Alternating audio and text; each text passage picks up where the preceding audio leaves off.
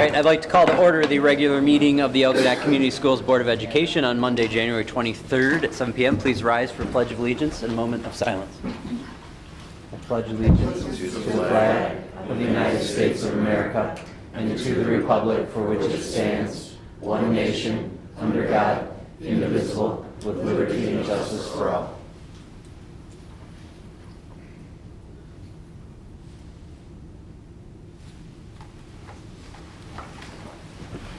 Roll call, please.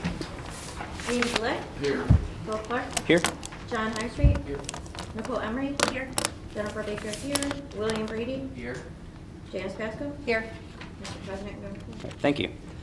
Up first is our recognitions and presentation, and Mr. Kevin Witherspoon here to talk about the trap team.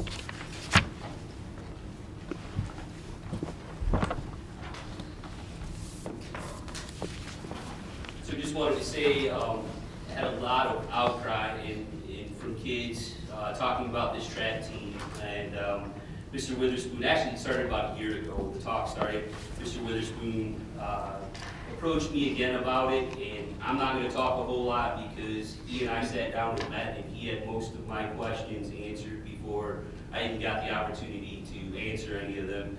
As you can see, this is just from a week's worth of talk. We've got a lot of students that are extremely interested in this program, and I think once he speaks, you guys will agree that I think it would be a great thing for our district. So with that, I'll turn it over to Kevin. Thank you.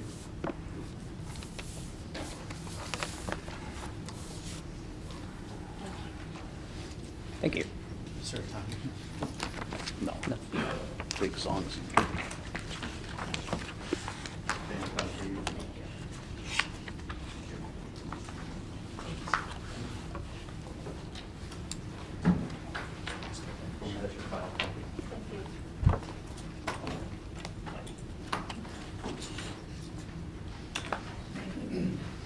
First of all, I want to thank you for giving me a few minutes to talk tonight. I'm going to try not to make this too long.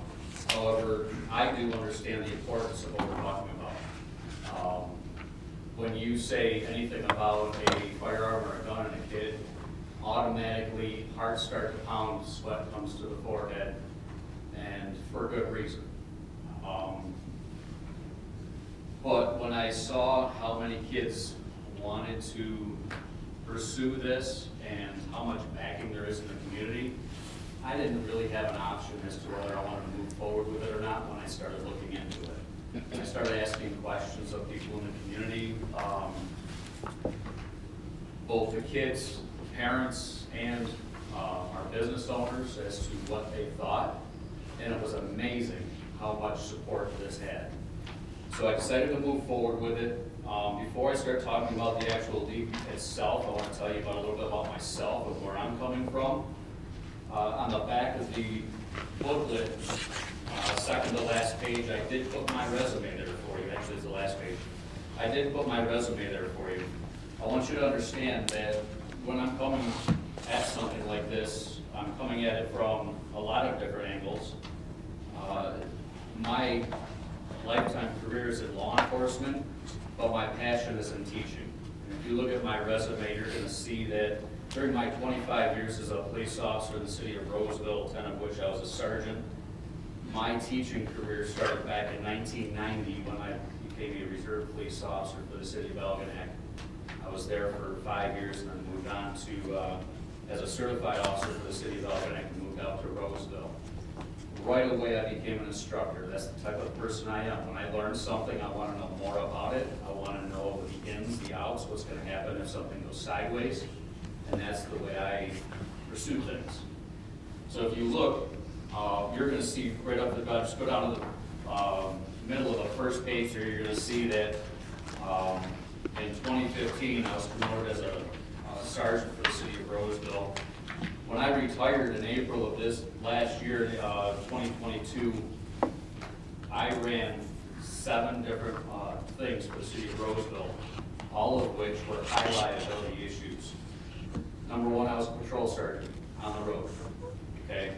Evaluating personnel, supervising, running major incidents, officer deployment, officer training, officer evaluation, things like that. Along with that, I was the commander of the Roseville Police emergency response team, or SWAT team. With that, I'm sure you can understand the liability issues. I was the one commanding the SWAT team, the officers making the entries, background investigations, even investigating or assuring that the information that we had from the narcotics officers, if we were doing a narcotics raid, was correct and proper before I sent in a SWAT team and it was needed. Okay, so on top of that, coordinating training, evaluating personnel, conducting training for patrol officers in the SWAT realm, so they knew what we were doing, how to talk to us when we got on scene. I also organized, marketed, and facilitated outside training and vendors coming into our city. At the same time, I ran our Roseville, the police department, the reserve division of our police department. These were non-paid citizens that went through the Reserve Police Academy and came out and worked alongside our certified officers. That program was given to me when it was about to fold, and I was asked to revamp the program. First thing I did, training. Brought those officers up to the same level of training that our road officers did. I also ran the Police Honor Guard that started back in '97. There again, training those officers to the highest level that they could. As well as that, I ran and supervised the TASER program for the city of Roseville. That started back in 2007 when I took that program over. All the training, updates, new certifications, anything to do with tasers for the city, all the way up to legal issues, liability issues that all fell back on my shoulders. And also, the last one there, the most important one that we're here to talk about tonight is this firearms program, which in my career started back in 2005 as an instructor.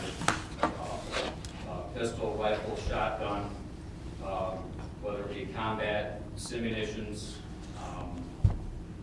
all the way through, and the things that go with those, which like stop the bleed instructor, tactical EMS, things like that. I was also for 10 years a DARE or teen drug abuse resistance education or educating and mentoring instructor in the Roseville Community Schools for 10 years, dealing with the 5th and 6th graders, as well as making, going into the lower L and all the way up into the high school, giving presentations to do with interpersonal relationships, all the way through drug education, to educate the kids so when they're going to make a decision, they make an informed one.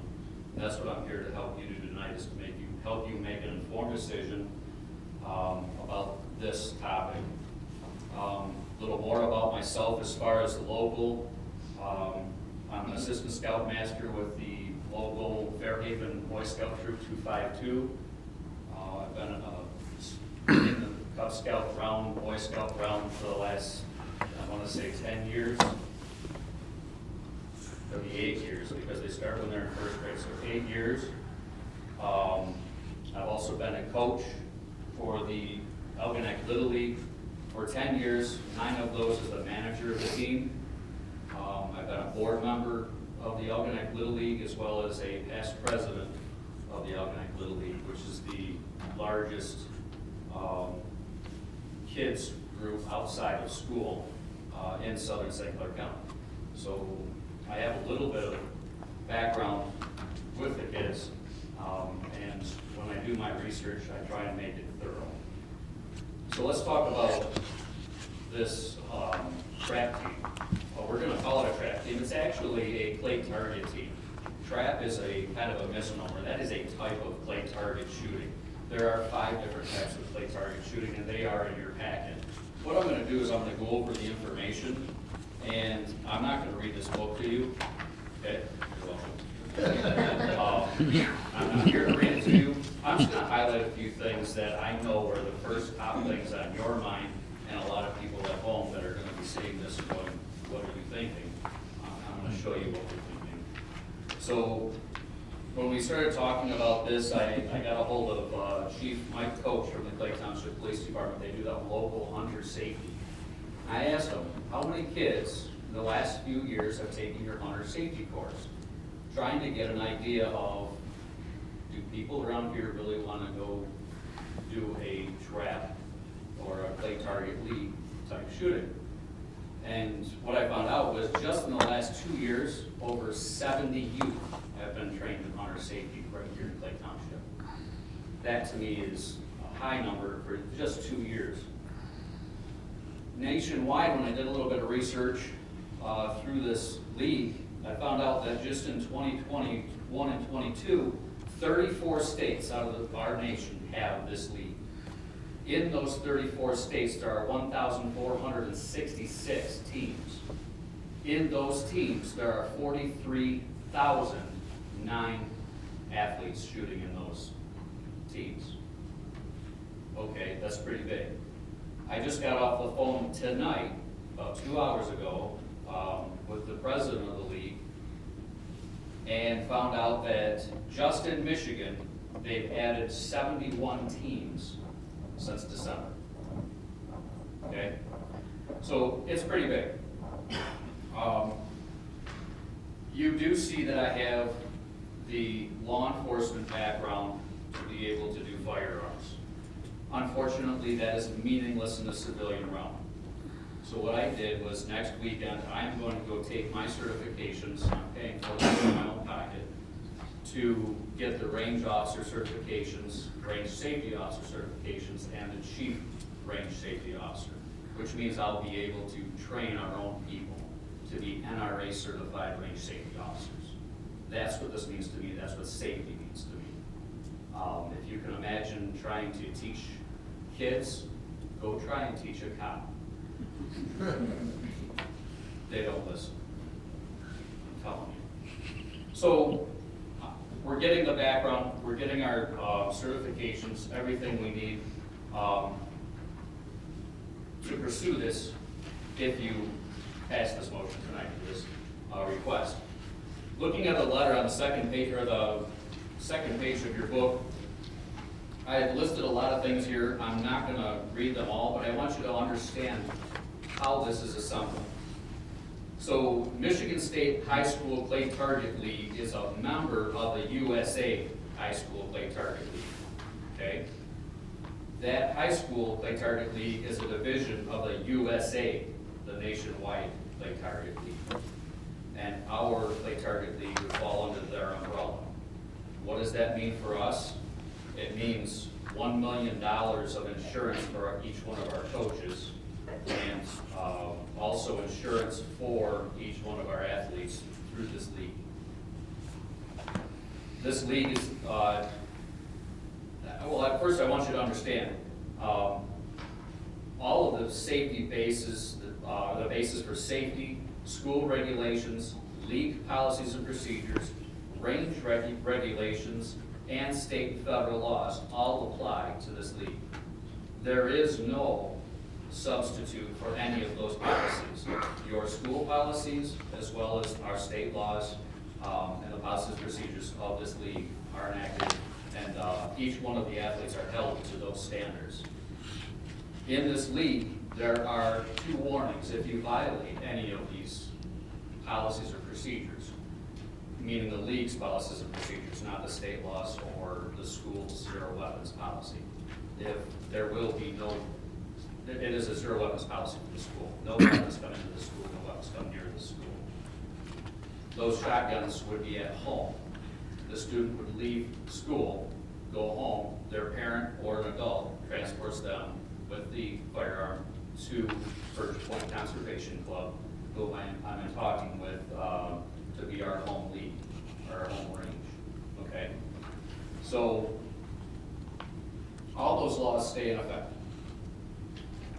This league is Title IX compliant, which means it's equal opportunity for participation by everyone, league ages or grades 7 through 12. This year I'm proposing to go 9 through 12 as a shakeout. Okay, it's new. There's going to be things to pop up. Let us shake it out. There are limitations as to how many athletes there can be per how many coaches. So all that has to be worked out. On the second year, once we have everything determined and set, we can open it up further. But this year I'm proposing a 7 to 12, or 9 to 12, excuse me. I talked about the insurance policies, the number of athletes. I put in this letter that it's 6 per athletes per coach. That has actually been moved to 10 athletes per coach by the national standards. They did that when they found that since the inception of the USA Clay Target, High School Clay Target League back in 2001, there have been zero injuries by any athlete or participant nationwide. Think about that. Remember that number I told you back at the beginning? 400,000 kids? Zero. This league is the only school league or sport that can say 0 injuries. Football can't say it, baseball can't say it, they're in my heart. I've coached baseball, I've coached football here. They can't say it. That's the restriction on this league. That's how safe this league is. All of our coaches will be trained at the highest levels of the standards of the NRA, Range Safety Officer Certification, the USA High School Clay Target League Coach Leadership and Safety Support Certification, which they term class certification. All the coaches will have training that's aligned with the Federal Safe Sport Authorization Act. For those of you not familiar with that, that's what deals with emotional misconduct, physical misconduct, sexual misconduct, bullying, harassing, and hazing. All coaches will be background checked through the district. Okay. All athletes to participate must first pass either a hunter safety course or a course put on by the coaches here that are certified or would be certified under the league to put that safety presentation and safety certification on. So they'll all be safety trained before they ever even get close to the range. And that's a state certification for the hunter safety. There are 2 league seasons, one spring, which starts at the end of March to the middle of May, and then there are tournaments. Then there's a fall season, which is mid-September to October. Team resources. This club would cost you nothing. 0. We're asking to use the Algonac High School name, Algonac Junior Senior High School, and the school district's name, but it'll cost you nothing. All money comes from the participants and corporate and personal sponsors. You might wonder how much sponsorship information is out there. I've got 7 businesses, corporate sponsors, that have asked to give me money already. I refused it, said we'll talk later after tonight to see what we're gonna do. I've had people come up to me, citizens come up to me and ask to hand me money to start this program. I wrote their name down, said I'll get back to you.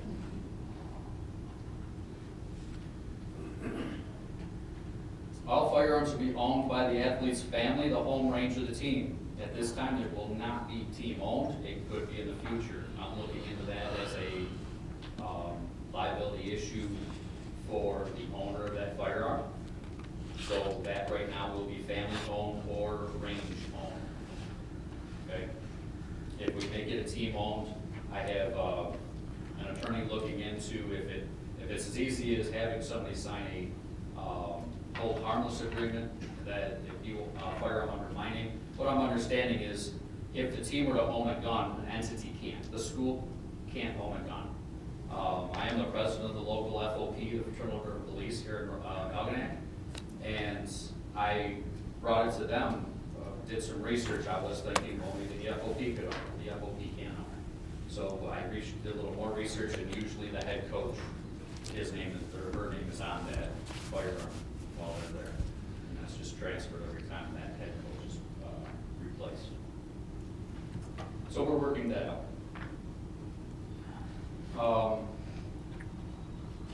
We would also ask, or I would also ask, Mr. Landrum and I discussed this. This is definitely a club, a sport, that could be a varsity letter, and in the yearbook. When I started thinking about this, I started thinking about those kids that are in this school, in this community. They can't go run bases.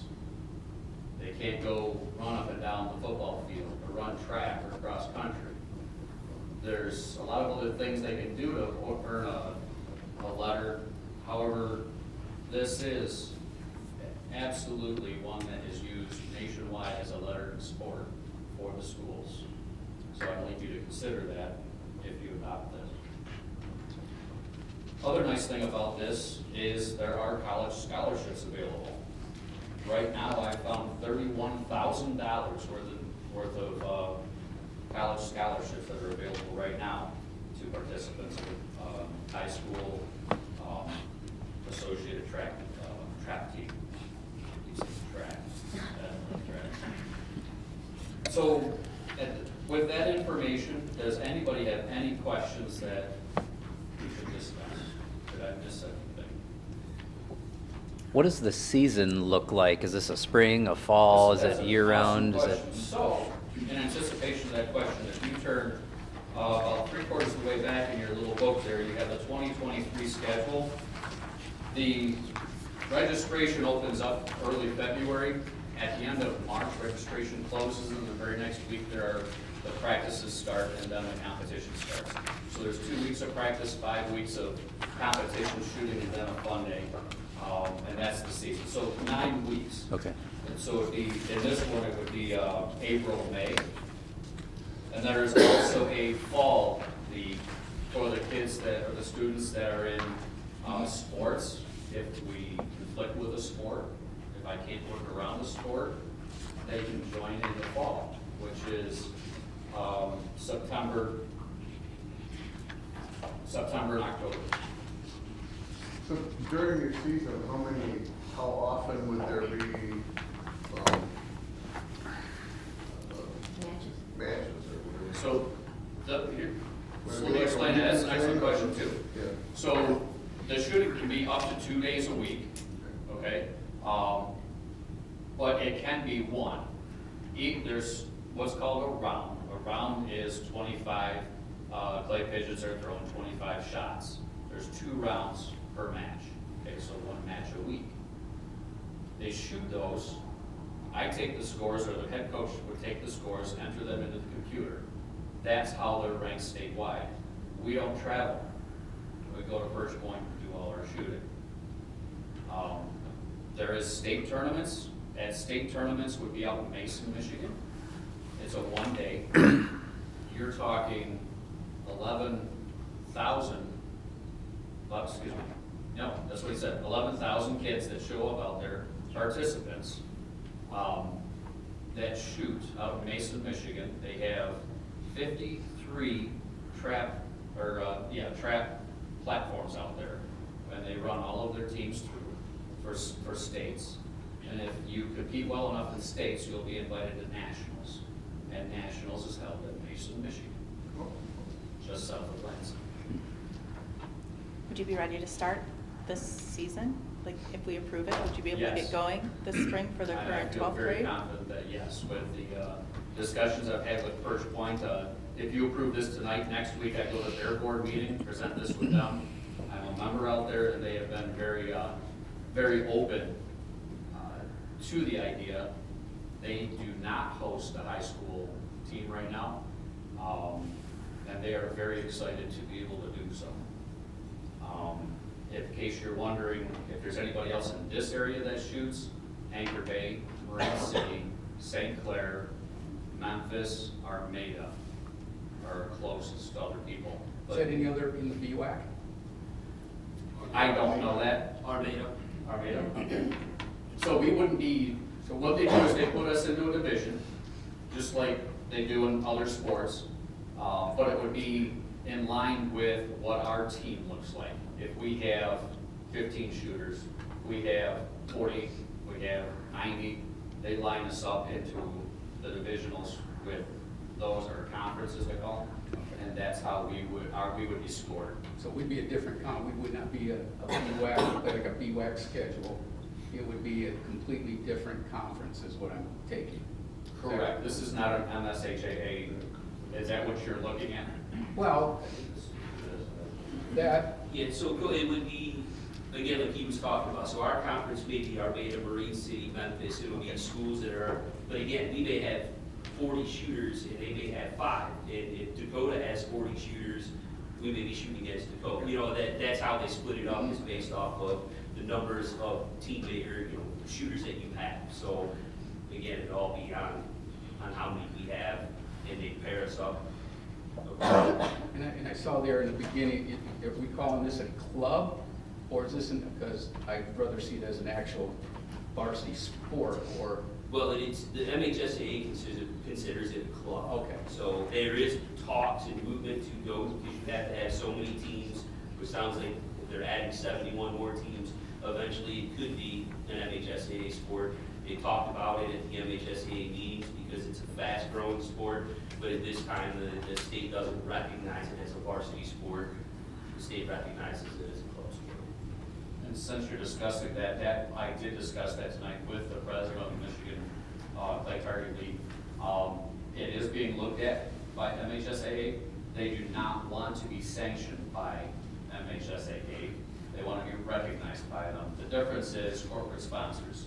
If we went as a sanctioned team, we couldn't put corporate sponsors' names on our jerseys or anything. Yeah, I was just It would thinking have that. to be- I don't think so. And there's all kinds of reports that they would Could impose run it out, or be probably put it on recognized at our by special them, meeting would next give week, whenever benefits we do all that. of If MHSAA that's the case, or without that, their we have to sanction. take action in February A lot of sense. at a regular meeting. Yes, Yeah, it does. that makes So I think this is a great thing.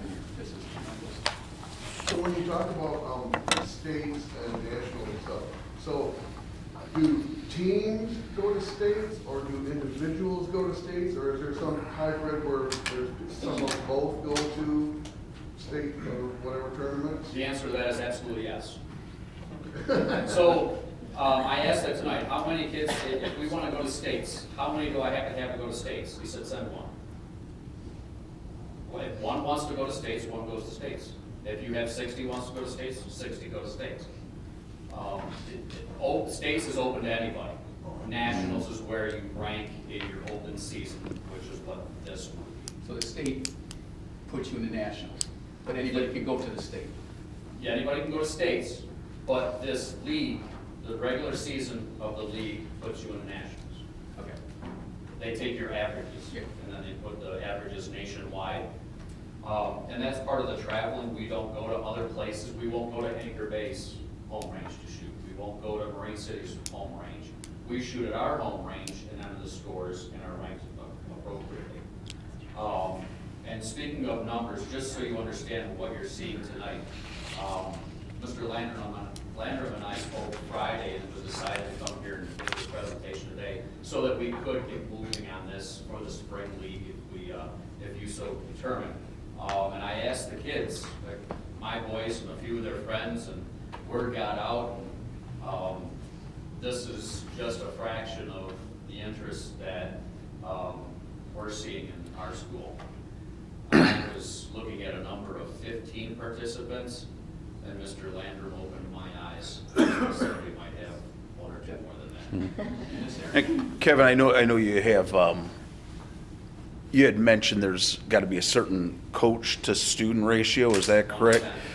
So I guess my question would be, if we got to that point, let's say you had 70 that just came out, I mean, is there a point where you'd have to trim that down? And if so, what criteria would you use? Would it be based on performance? Would it be, have you guys put any thought into that, or? We have. Okay. So what the league recommends is seniors first.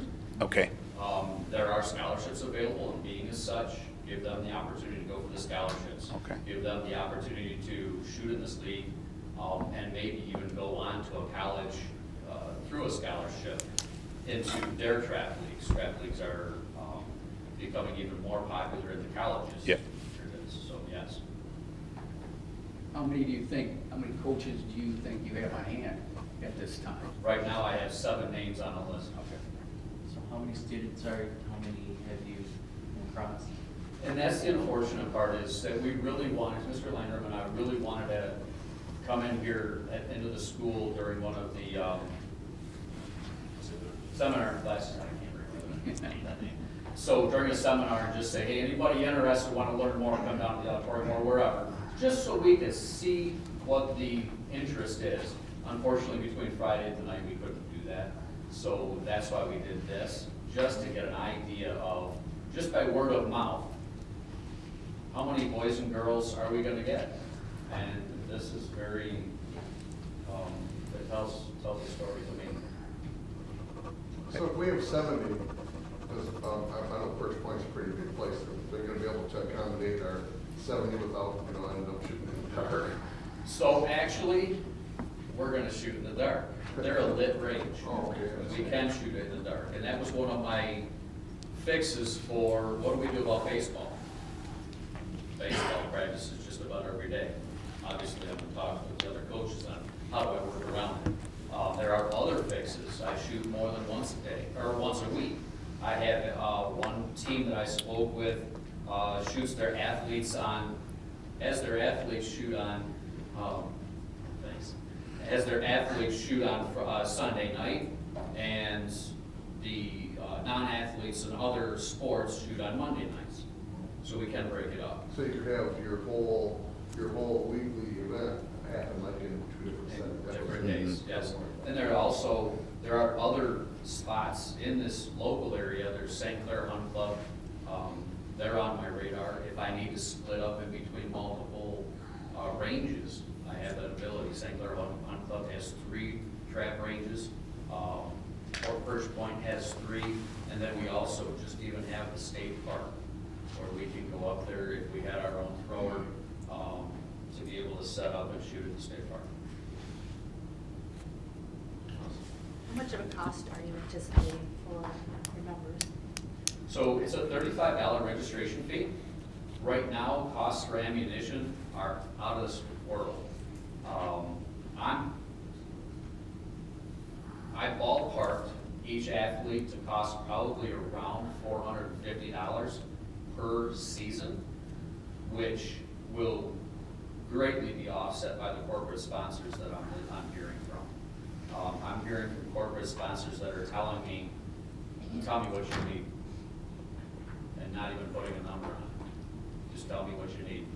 First Point Conservation Club has bent over backwards, so I've met with them even this afternoon again, and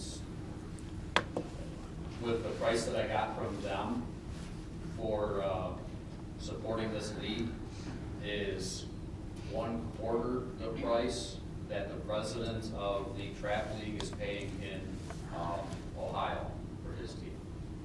When I heard that, I didn't realize that it was that low. But there's the people that are supplying different things, though they're discounting greatly for high school teams as sponsors.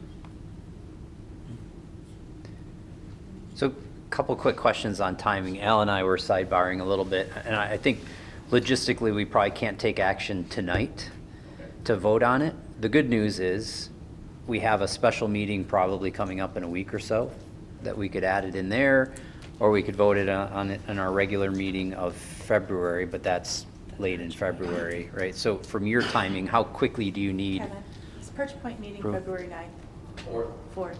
So if we could do it before the 4th, so you can take it to their meeting. Could do a They can special. get So that's what it. you're working towards, the 4th, okay. We have to have our special meeting Before the then full anyways, yeah. timeline. So, Yep. yeah, that wouldn't be a problem. Next week. any other questions, concerns? Please tell me. I'm looking for the roadblocks, guys. Yeah.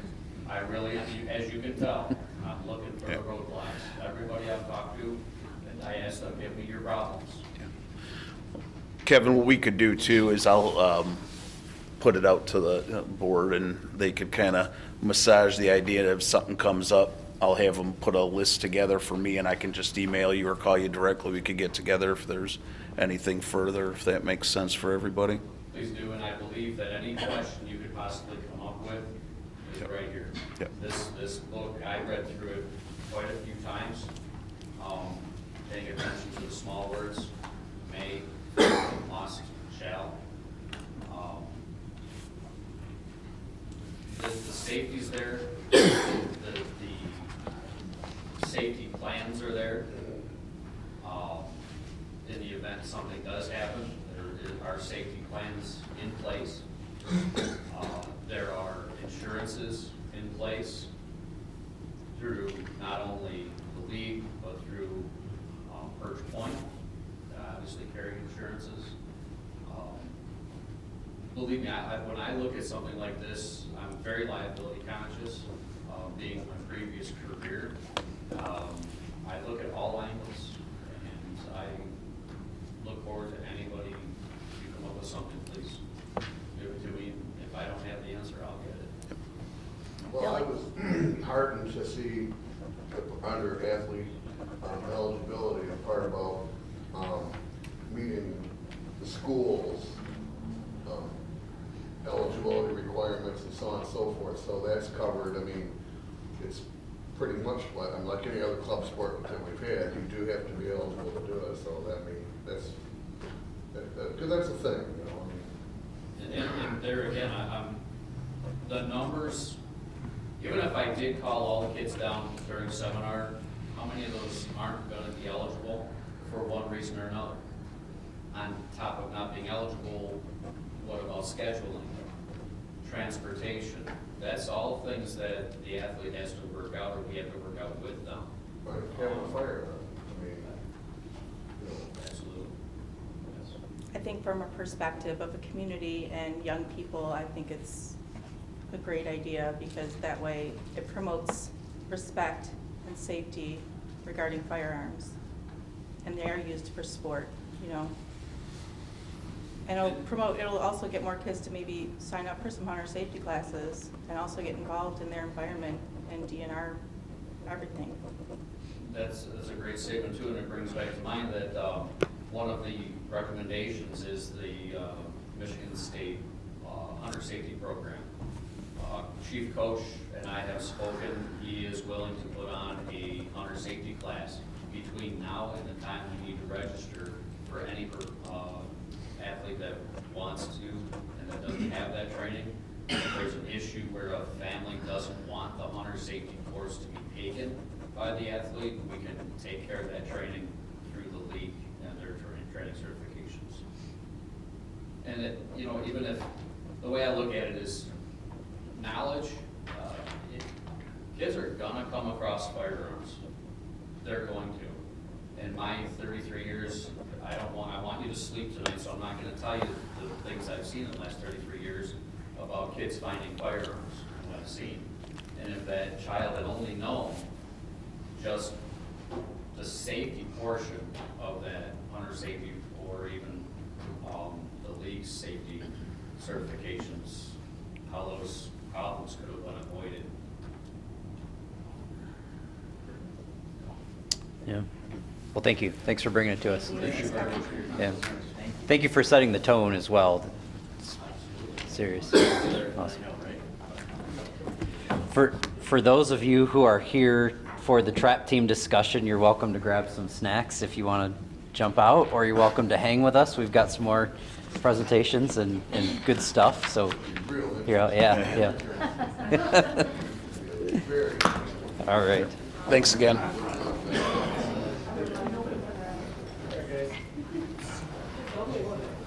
Kevin, no?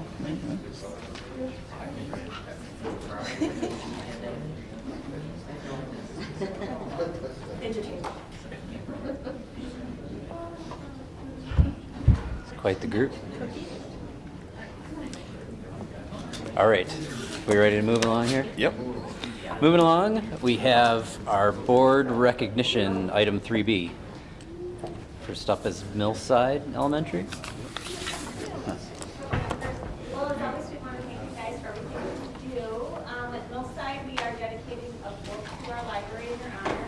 This year, we picked out books that have to do with kindness or self-regulation or things like that for our students just trying to figure out how to do so. They did list books out that we can find. will enjoy, so we did that. We've also spent time in the classrooms in kindergarten, first grade, talking about what a board member is, who you are, and your purpose.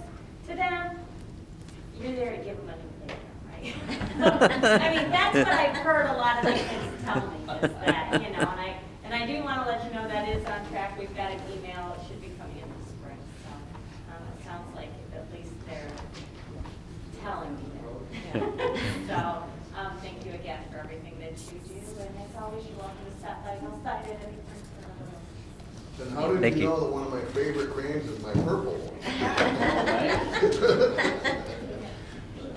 Algonquin's also donating books to classrooms in your name. For reading month, we do a tournament of books, and each classroom gets to choose a book that they think is going to win the bracket. And so every day they either get a book read to them, or they watch the animated version, you know, on YouTube, somebody reading it that way. And each student gets to vote which one moves on to the next round. So the kids really enjoy it, and these are the books that the classrooms have chosen. So I think Millside has a sticker inside too, and we'll donate these to each of the teachers' classrooms so they can have the hard copy.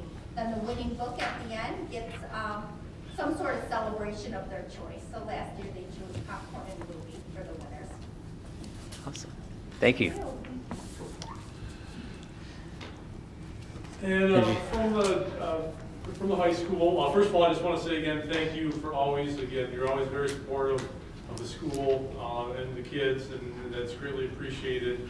As I said, in my 8 years now here, like I said, I've been in other districts and haven't felt that for some time, so it makes a huge difference when you know the board's in your corner and they're going to do what's right for all the kids, so it's greatly appreciated. So I'm going to turn it over to our co-presidents of student council here, Carly Baumgarten and Danielle Rowland, and she's got a token of appreciation for you. On behalf of the Algonac High School Student Council, we are here to thank you for your service to Algonac Community Schools. We are presenting each of you with a certificate for a muskrat sweatshirt. Please Thank you. fill out the certificate and return it to Ms. Harris or Ms. Gordon. We will order the sweatshirt for you. Thank you for always supporting the students at Algonac Community Senior High School. Your service is most appreciated. Thank you. Thanks, guys.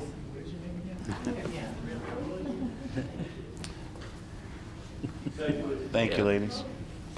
Thank you very much. Up next, we have our consent agenda items. Would anyone like to make a motion? I'll motion that the Board of Education approves all consent agenda items, including agenda, minutes, personnel items, treasurer's report, and bills as listed, items A through C. Support? Moved and supported. Any questions?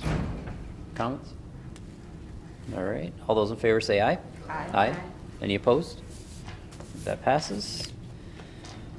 First information item is our second reading of the Neola policy updates. Before we have action later, any questions? Comments? All right. Very straightforward. Okay. Yep, that was an easy one. Yep. Up next, we have our non-homestead election that we discussed last month. Yeah, and I think you caught my email today. I just know that there's, you know, with a couple new members on and a couple that maybe didn't go through the last non-homestead. I don't know if everybody did. I don't think Jen did. Yeah, I thought it would be a good idea to kind of reset, first of all, kind of what exactly it is that we're going to be go out and ask voters for. And then the second part of that would be, we got a few options as to how we want that to look. And so tonight I asked Chris Imerino from Troon Law Firm to come out and give you a little bit of a background on it, and then certainly talk about some of our options, and then have any questions for him. He'll be more than happy to answer them for you. So Chris, I'm going to turn it over to you and have at it, buddy. Thank you very much. You bet. Good evening, Christopher Imerino with Troon Law Firm. We also very much appreciate school boards across the state, particularly Algonacs. We've been working with you all for an awfully long time. What I'm here to speak with you about this evening, though, is your non-homestead village.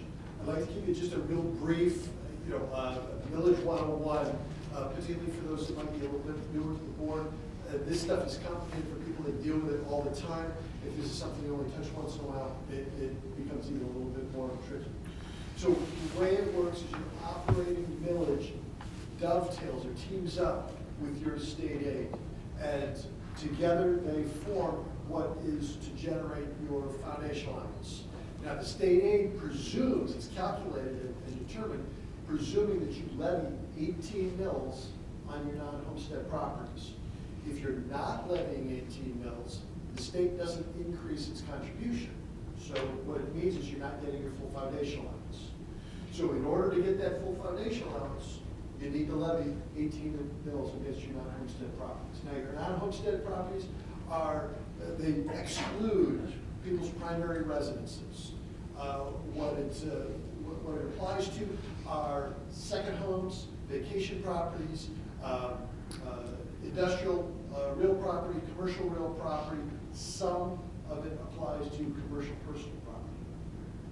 That's what gets levied to generate that money on that side of the ledger for your foundation loans. And it makes up a pretty significant portion of your budget.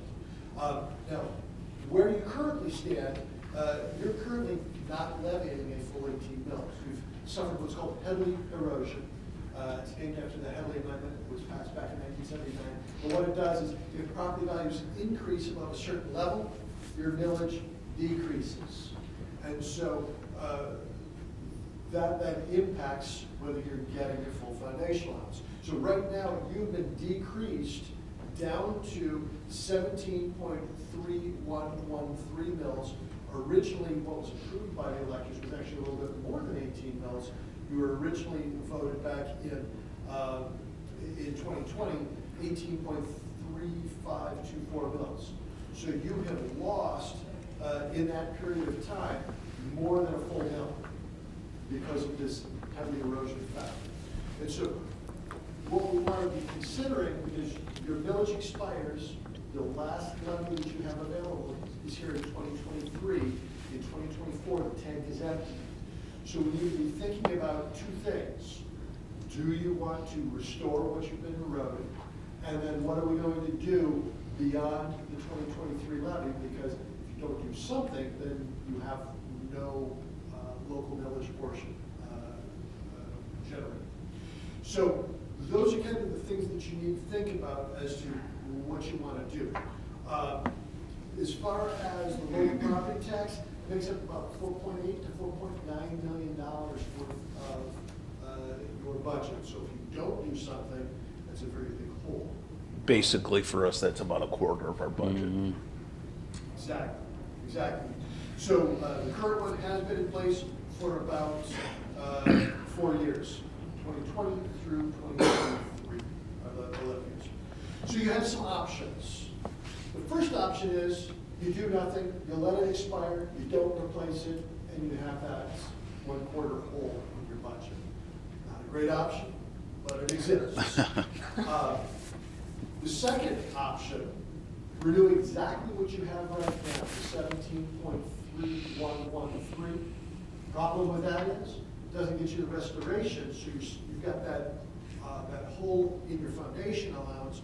This year, we've calculated that is going to cost you about $180,000 is what would be lost as compared to if you were levying the full 18 months. And Chris, if we go for what we have right now, we can expect it'll get knocked down further next year and the year after, right? Philip, you're exactly right, because you have the opportunity for heavy erosion every year. Usually we get that number in May, we don't have it yet. But you've been eroded roughly about 1/3 of a mil each year over the duration of the current millage. Now, we can't say that, well, you saw 1/3 last year, so you can see 1/3 of a mil eroded this year, but it's not a bad guide to be projecting. So if that were to be the case, you'd be down to about 17 mils. So you have lost about a full 1.3 from the original amount of 18.3524, which will be down a full mil from 18 to about 17, if that occurs. So that's the second option, is just renew what you have. Third option is renew what you have, 17.3113, and then in that same question, increase it by state law. If you've got a renewal, you could only add to it in the same ballot question, so one question on the ballot, $500,000. Legislature's capped that out. If you do that, it at least gets you something, but it doesn't get you back up to the 18. You could also break that into 2 questions, but then that gets kind of complicated to try and explain what's going on to the electors. So you've got this one that's renewal, you've got this one that's increase, 2 different questions on the ballot. It gets complicated to do it that way. The 4th option is vote it all as an increase. You don't use the word renewal, you simply vote it as an increase. You can do that as a single question. If you go that route, there's a couple different permutations here. You go for 18, gets you right back to 18, but doesn't put any cushion in there. Or you could ask the voters to vote more than 18, like you did back in the last election. So how does that work? If you ask the voters for more than 18 mils and they approve it, that extra functions kind of as a Headley sponge. And what it does is it basically offsets erosion that you might otherwise have, because when the formula is calculated, it's applied to that full amount that the voters approve. Let's just use fake numbers. Let's say it's 19 mils. That erosion gets applied to the full 19 mils. That 1 mil basically soaks up what the erosion is out until you exhaust a full mil. And then you're still able to levy 18 mils. So let's say in a given year, you've got 19 mils and you're going to be eroded by 1/3 of a mil, just to spitball it. Well, you go from 19 down to 18.7, still above 18, so you could levy a full 18 mils. By state law, you cannot levy more than 18 mils. So even though the voters are approving, just for the sake of discussion, 19 mils, you can't levy 19. All you can levy is 18. That's the max. By statute, that's limited. The county clerk won't approve your tax levy if you're proposing more than 18 mils per hour. So it gives the voters some security in knowing you're not going to be levying more than 18. It also gives the voters security in knowing that you're going to be able to continue to levy 18 even if you have some erosion, because you've got that sponge there to soak up the erosion until it's exhausted. So the magic here, the balance is how much would you want to ask for?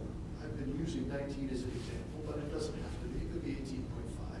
It could be 20. It could be any number that the voters are willing to consider and approve. Part of the impact, though, is the duration of the millage. The longer you have that millage out, the more opportunity for heavy erosion, because that heavy erosion occurs every year. So if you have, say, 4 or 5 or a 6-year millage, you may need a bigger sponge to soak up 4 or 5 or 6 years of erosion. If a shorter duration millage, maybe you don't need as much. Now, the flip side on that, though, is the shorter the duration, the more elections you ultimately have, and that comes at some cost. So what you want to do is try and find the sweet spot where you have a long enough duration where you're saving some election costs, but not so long that you have to propose a Headley sponge or this extra millage that voters are going to say, no, that's too big for us to be comfortable with. So that's kind of the sweet spot that you want to try and find. You want to balance those two. I just thrown a lot at you. Sure. Your mind's probably whirling, and I won't blame you for that. I really want to invite any questions that you might have. Right. Yes, sir. Okay, so our district, we asked for the 19 point whatever we asked for. So we can only levy 18 of that. So this other one, as the Headley hits, it just stays replenished. And then, you know, some districts have gone like for 10 years, and you have to, so we would have to figure out, Al, Dorothy, we would have to figure out our math of, based on how many years we want to go, how much ballparkish we would need to keep from losing $180,000 in a year, right? Yeah.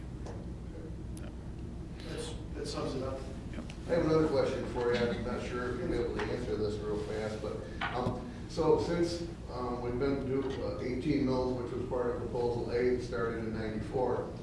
Since that started, these 18 mil elections that have cost school districts, ours are usually around 10,000 when we have to have one. And we've had to have them numerous times since '94, so that's a lot of money that we could have used for something else.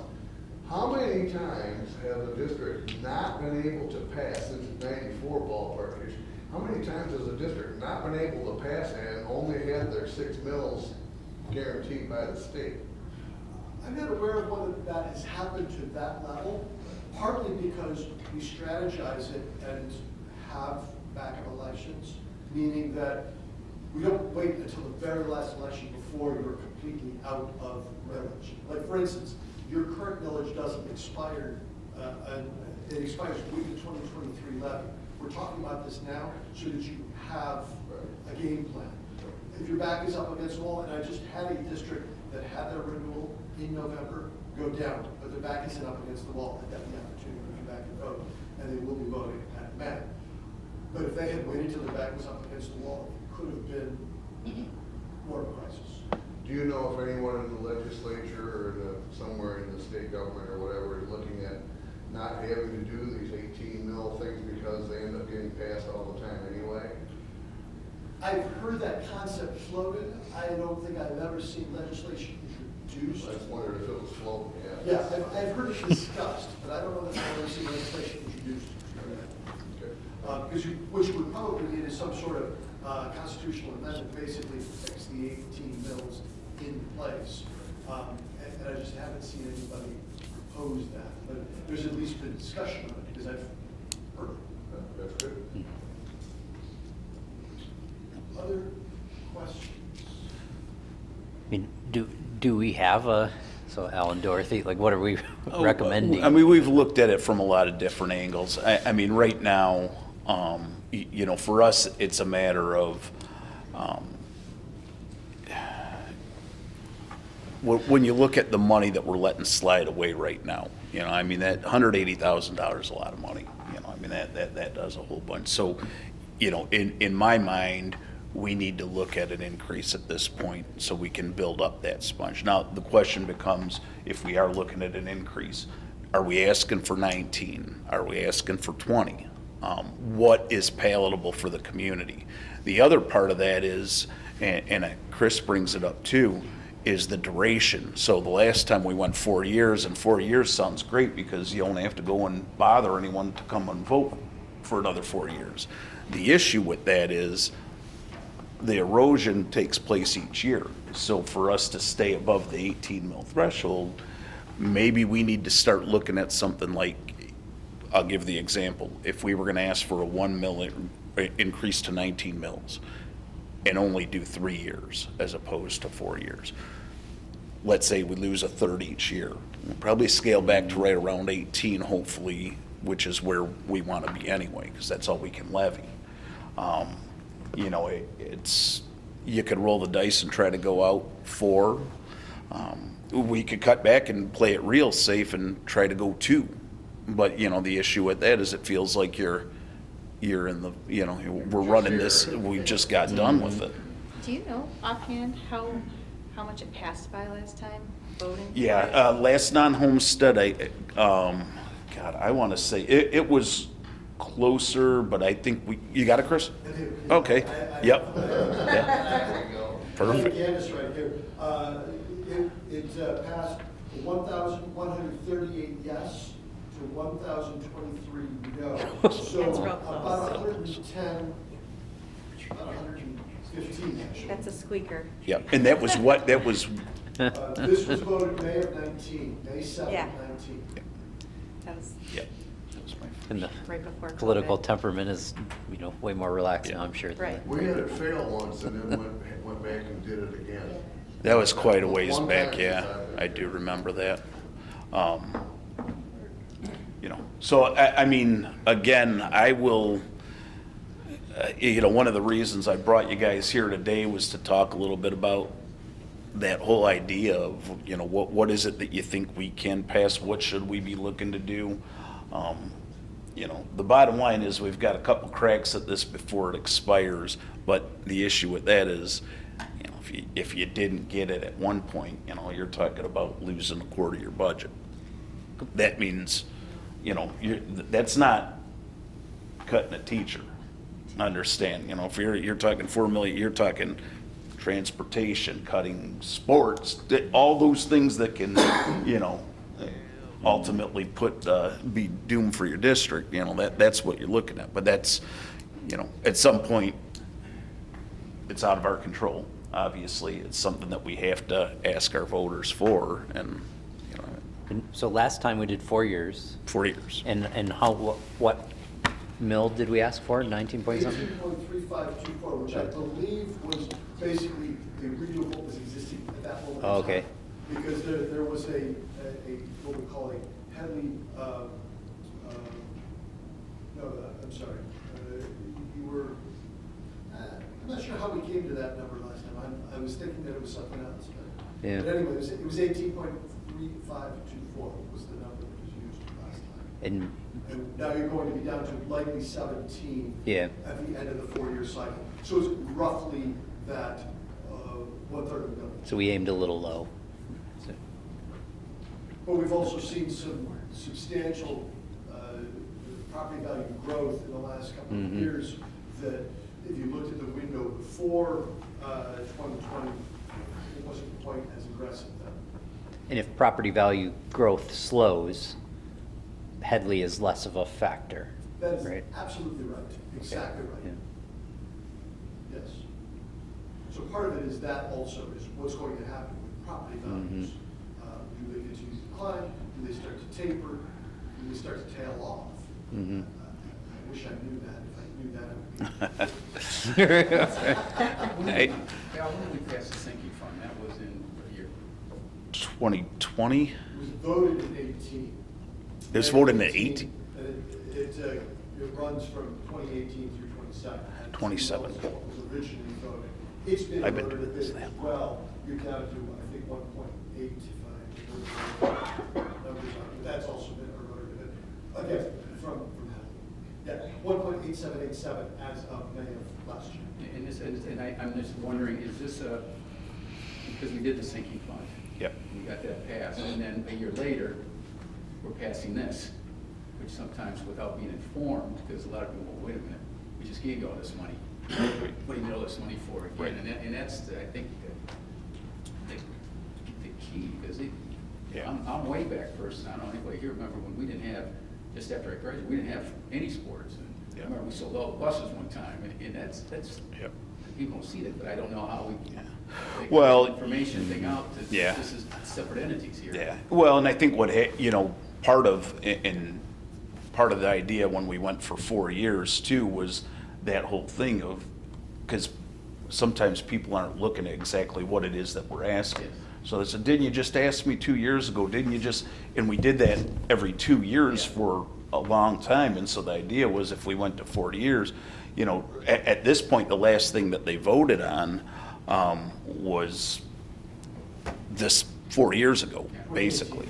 And so we haven't come to them with anything in quite some time. And, you know, that's ultimately where you want to be at. But, you know, this one, there's just not any way around. We got to do it. Every 2 years is too much, but now every 4 years is too long. So maybe 3 years is more of a sweet spot But- where they don't remember, like, I feel like I was just here. Yeah. But it's not so far as to where it's. Yep. Yeah, and the reality of this one is you really, you know, in the past, our target has really been our parent groups within the schools because, you know, this programming that we can offer, all these things that we can offer is because of this. Nobody likes this. I mean, I don't like the fact that it's assumed that this is gonna get passed every year, but that's the reality. That's what the state does to us in this particular case, so, you know, it is what it is. Is it smart, like, because you mentioned our sinking fund expires in 27? It expires in 27, yes. So if there was a desire to renew something like that, if we do 4 years now, that lines this one up to need to be refreshed again at the same time, we might be talking sinking fund, and that doesn't feel We right. actually Either, talked right? about that. I was kind of thinking if we did 2 years with 19 as a maintenance, that way it's only 2 years, you don't know, there's speculation on a possible slight recession around the corner. So people are gonna be a little more cautious. And I think if it was 2 years, that would be a little more easy and served as a maintenance issue rather than trying to go 20 or whatever for 3 or 4 years. At least then you have the 2 years, and then you've got, when the 2 years is done, you could go 4 years, and that would leapfrog the sinking fund. I don't even think you would need 19 though if you only went 2 years, because you're saying it's like a But third. you don't know though. Third. I mean, if you're gonna be conservative about it, you might wanna go 19 and go for the 2 years. So 2 years of the 18.3 would keep us at 18, based on how things have been going so far, should keep us at the 18 for the 2 years. Is that kind of shooting from the hip, maybe missing real bad, is that close? I would suggest that's probably missing by a bit, because if you're voting it here in 23, you're going to be subject to heavy erosion in 24. And so that, I just want, and that's actually what I was just about to ask or maybe clarify is, I might suggest that you want it to start in 23 so that you're able to recover the 180. So maybe 23, 24, and 25. So maybe it's 3 years, but it's only 2 years beyond the expiration of the current one. You don't have to wait for the other one to expire. We can restore our. Probably to cover that, you probably want at least 0.6, because 0.6 would be roughly, 0.3 for the 24 and the 25 years. You may want to go a little bit more than that. That, I think, just based on what we've seen in the past, that might be somewhat skinny. But ultimately, it has to be something you feel that. Well, knowing the part about, yeah, we're asking for 19, but you're never going to be asked as a taxpayer to pay more than 18. This is just help us to maintain based on seepage or leakage or erosion that they're talking about, I mean, so that part doesn't bother me. But how well is that explained in the ballot item? Like, is it easy to understand? It's not. Well, not very well. Well, I can answer that. I know that when the one time that it went down, okay, the stuff published by the district explaining it got a lot more plain language, speaking, easier to understand, a chart, a graph, a picture, it was, it was simplified. The explanation wasn't just a couple of paragraphs explaining it. It was something that you caught your eye, that you looked at, and you could understand what was going on after that. And we haven't missed it since. Yeah. This last one was kind of close, but this was an election when everybody wants a tax cut. Nobody wanted to do this. There was all sorts of anger and division during the whole election from everywhere. So I think, that was just kind of, and a lot of it was, of all the people that voted in our school district in the 20 election, which was a lot more than less than 3,000 people, because nobody flips the ballot over to look at who's running for the board, who wants a millage.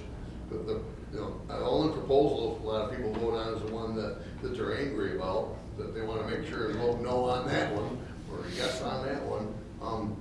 So it became paramount that the district and our superintendents all of them have done a really good job of making sure that the information that goes out, like I said, is very well explained. Yeah.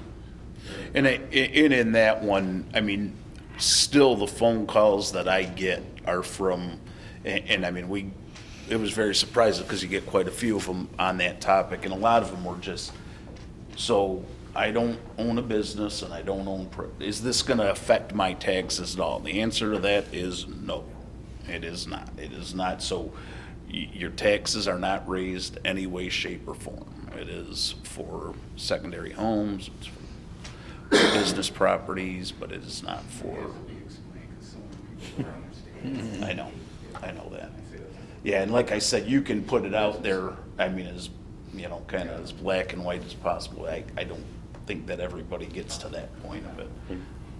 I do think last time, like reflecting on what John said, and Andy, to your point, that last one was close, I think, because it was unique circumstances. The sinking fund got a lot of attention, and you just got election drama, maybe. No, right? if we run this thing we could run this in May, and we could still hit the 23 with it? Yes, sir. Okay, so if we run it in May, guess how many things are on the ballot?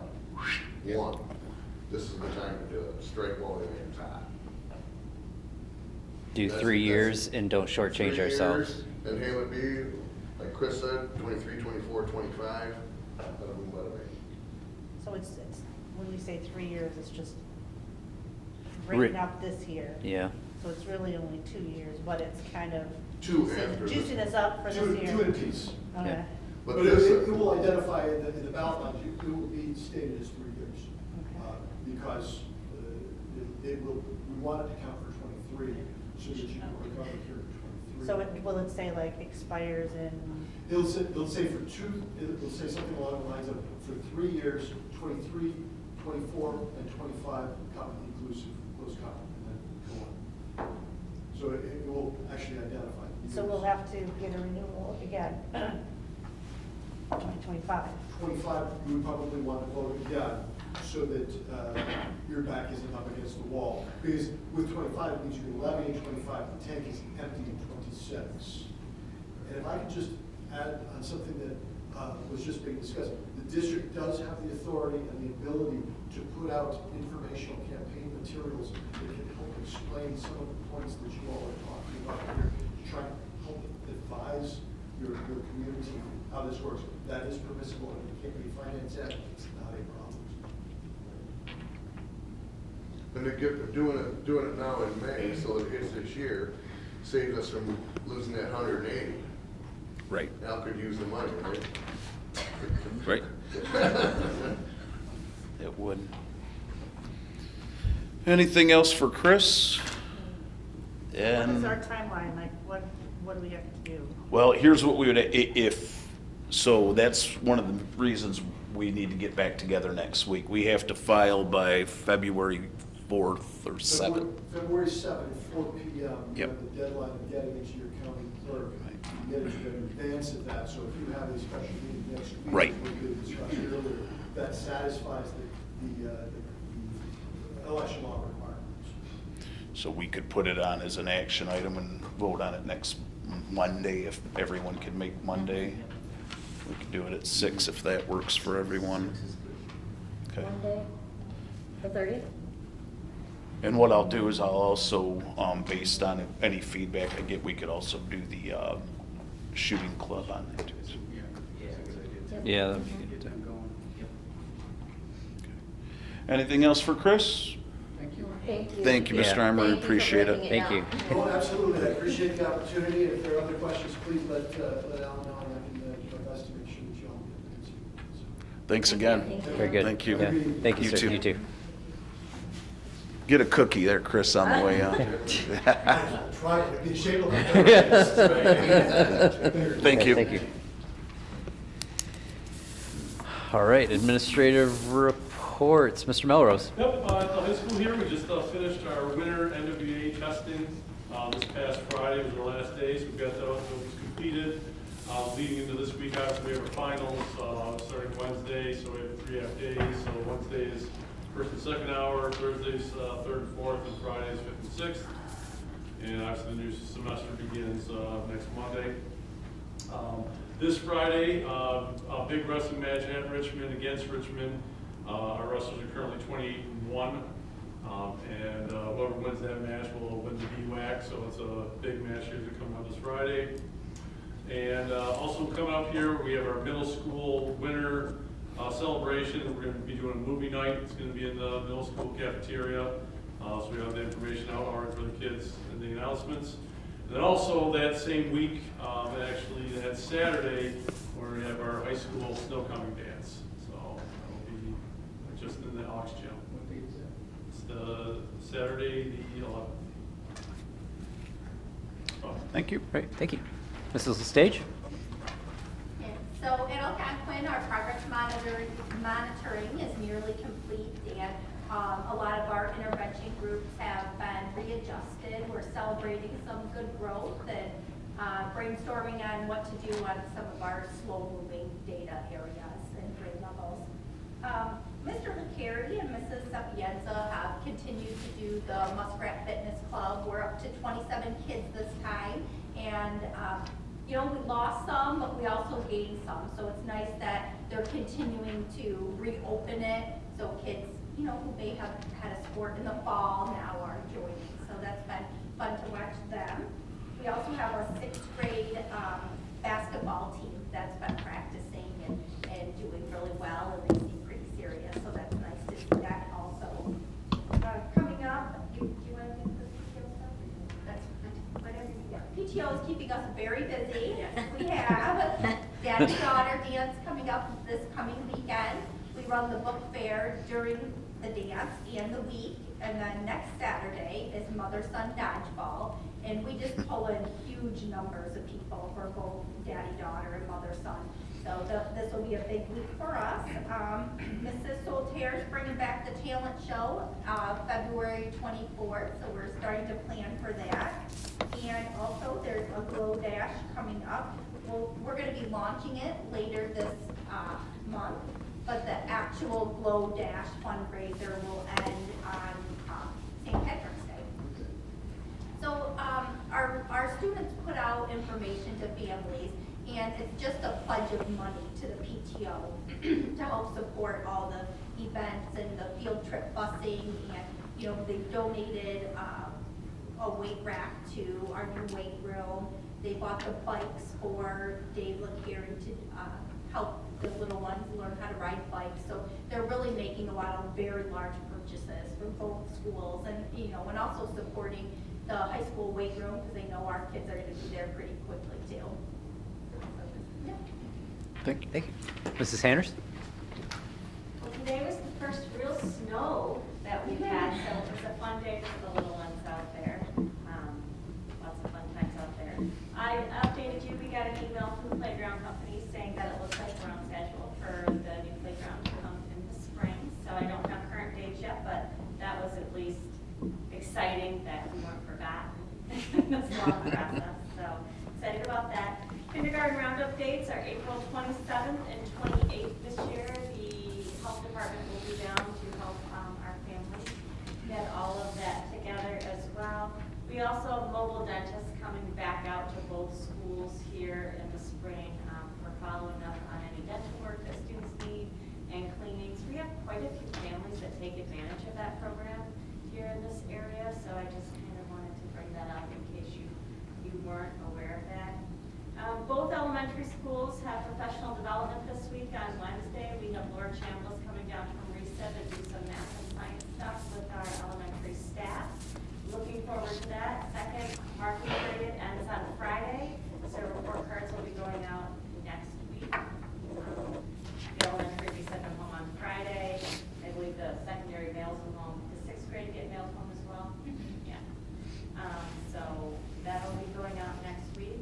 At curriculum, we're starting to look at ELA at the elementary level, just getting some preliminary stuff in, looking for some teachers that are really passionate that might want to pilot some things in the next coming years. Our curriculum's getting very outdated.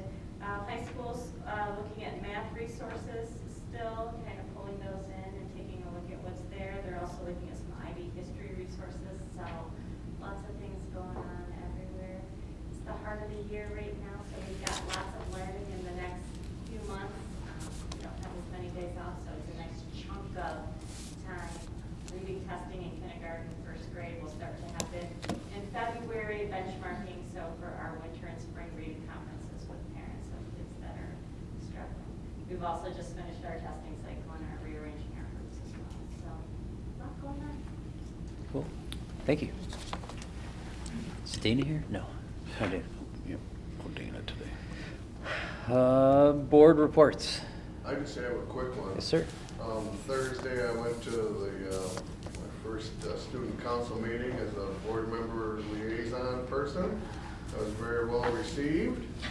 I was explained, what a school board is, what a school board does, how school districts work, a little in very quick detail, let them know where I came from and why I'm here. And then they were talking about snow coming and the things to do during Spirit Week, and I made a suggestion, and out of all of them, I got voted the least amount of votes with a total of 1. And I thank the students very much for their strong support for my idea.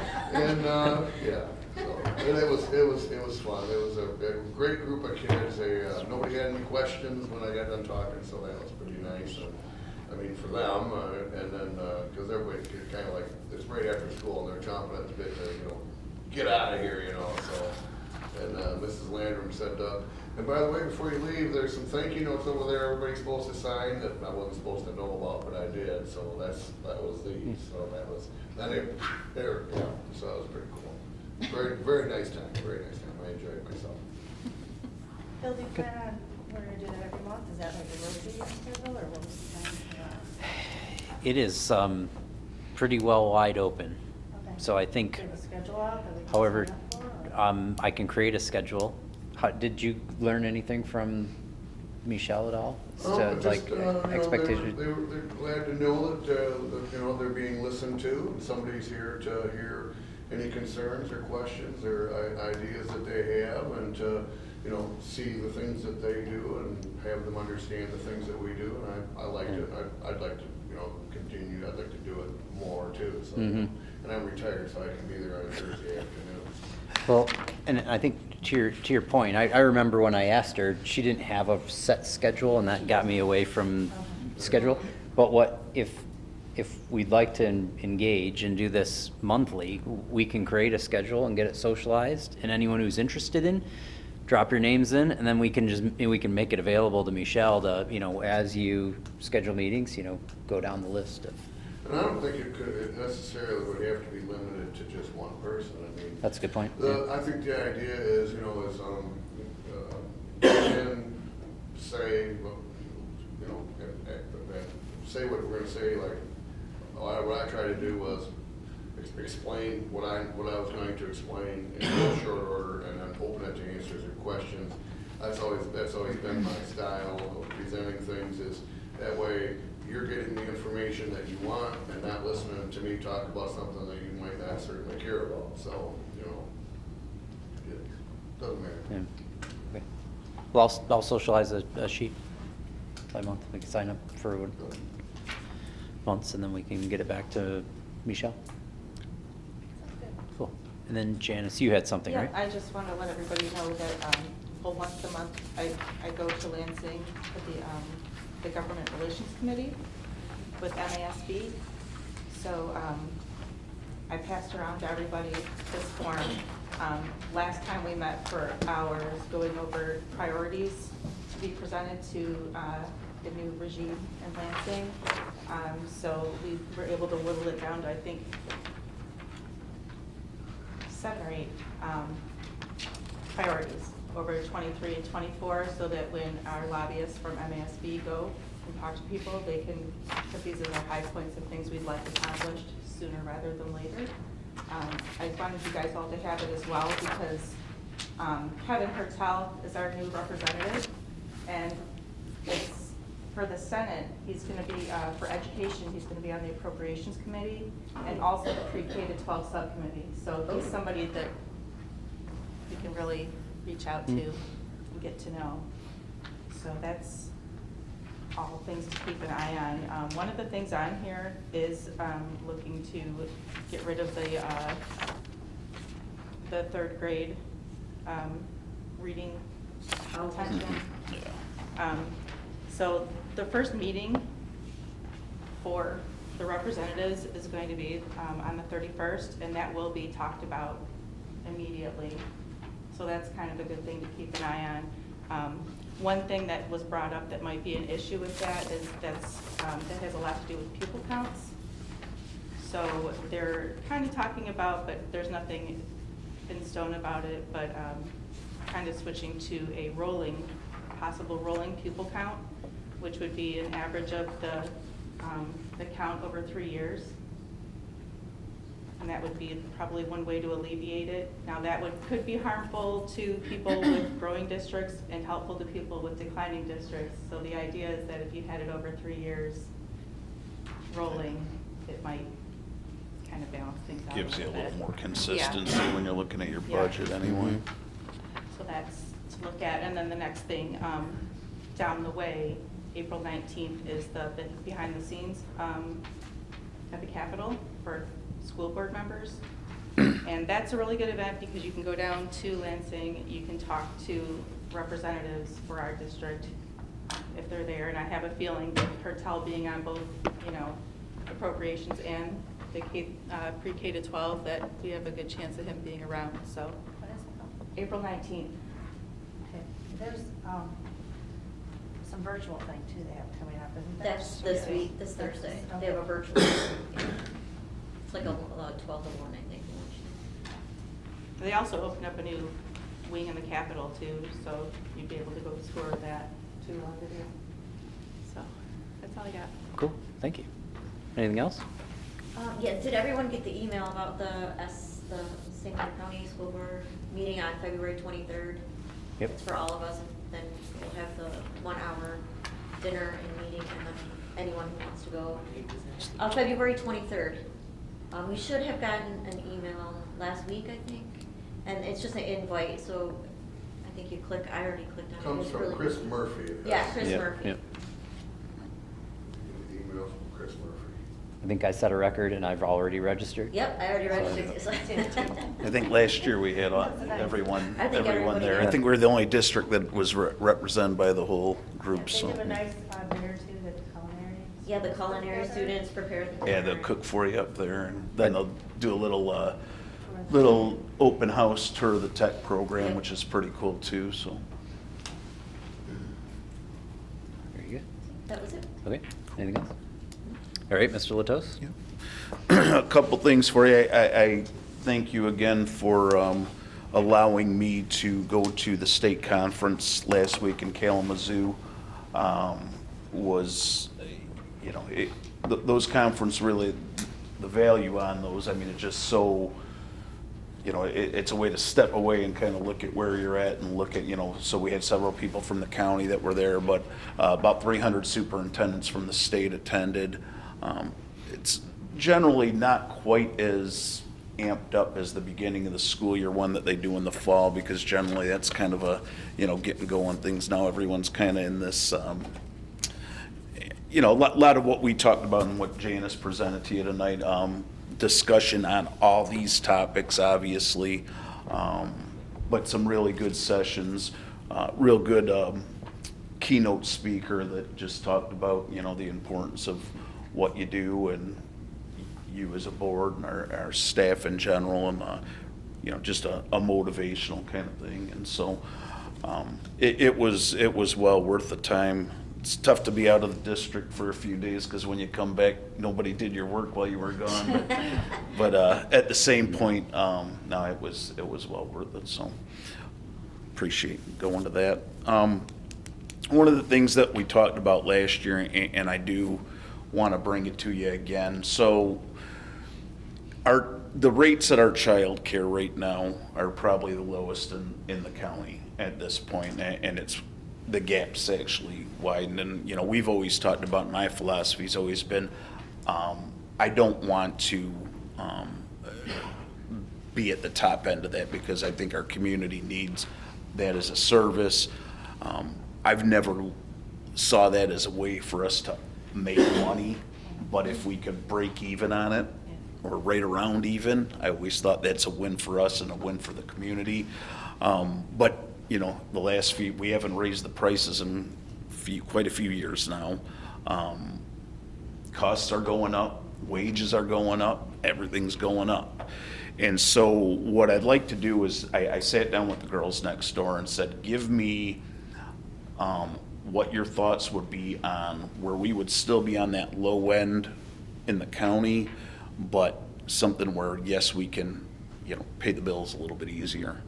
And so I asked them to put something together. When I looked at what they gave me, and I want to kind of fine tune it before I bring it to you guys, but I think it's palatable. It's comes down to $1 or $2 a day more. With latchkey, I think it's 75 cents more an hour, 50 cents more an hour. So I don't think it's an outrageous ask, but it certainly would help for us to, keep that program to where I can keep the rates competitive so they don't have such high turnover there. And so hopefully, again, I'll fine tune it, I'll bring it to you, we can discuss it a little bit. And then if it's something that you think would make sense, and I can even bring you some of the other area schools and area daycare centers so you can see that we are quite a bit, we're probably the lowest, and even when we raise to what I think I'd like to raise it to, we'll still be amongst the lowest. We've always been the lowest or the second to the lowest in the Yeah. county ever since we started doing it. Yep. Is that like minimal increase, is that enough? Well, they proposed less, and I said, I don't want to do this every year. Yeah. So I said, let's talk about so I think they had proposed $1 a day on the rate increase, and I said, maybe we should be looking at a couple dollars a day. And so if someone used it 5 days a week, it comes to $10 a week for people, and I think that's, it's tough times for everybody a little bit, and so I don't want to put a burden on the community, but I think that it's a fair increase, and again, I think it's on the low end to where hopefully it's something that I think people could look at and say, yeah, things have gone up in the last few years, that's fair. Is this latchkey, preschool and daycare, like all of them? Everything with the exception of GSRP, because that one's free. Yeah. Do we still have a waiting list for daycare? Yeah, well, we do.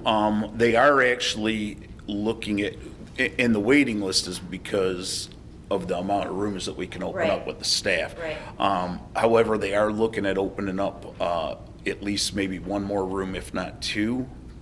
So that's a good sign. I just sat down with the both of them. When Anna and Dana come over, they come with a list, and I always feel like I got worked over by the time they leave, but what they're asking makes sense. It's good stuff, but,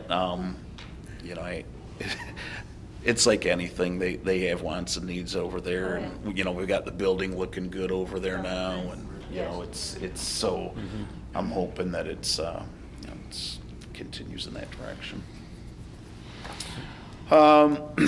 Consolidated application for the district, which is what I have to do for all of our grant money, Title I, Title II, and Title IV dollars that we get. We have our amendment ready to submit, except it's the system that I have to submit it is not cooperating. So I've got a ticket into the state, and I'm hoping to hear back. I've been working with our consultant. She gave me 3 different things to try, none of them worked. And so she put me on to talk to the tech person over there. There's basically it's one screen that shows an error message, but without doing that one screen, I can't do any of the other screens. So that'll be ready to go. It's due on the 17th of February, so that will hopefully get submitted at some point and go through pretty quick. And then lastly, I had a late request come in for an overnight trip, and usually I try to get these so we could put it on the board. This is for the wrestling team for districts. They are going to travel to Mount Morris High School for individual districts, but they are looking to, because of the time of the matches, looking to do an overnight.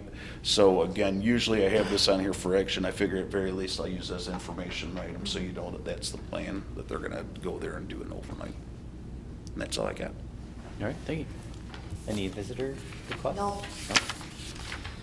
All right, we've got our 3 action items. The first is the superintendent's contract, and before we dig into it, just to kind of recalibrate everyone for the new members and remind the rest of us, Al has a rolling contract that we update annually to extend it 1 more year as it goes.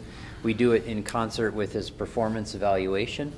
This past year we did his eval in December, so now we're doing this in January. Our intentions later this year is we'll do the evaluation in November, and then we will do the contract extension in December. So it'll be kind of nice bundled up within that calendar year rather than spanning 2 calendar years and having board members that weren't part of the eval and who knows what, right? So that's the plan going forward. I'll make a motion that the Board of Education approve a 1-year extension of the current contract of employment for the superintendent of schools through June 30, 2026, based on his effective evaluation dated December 19, 22. Support.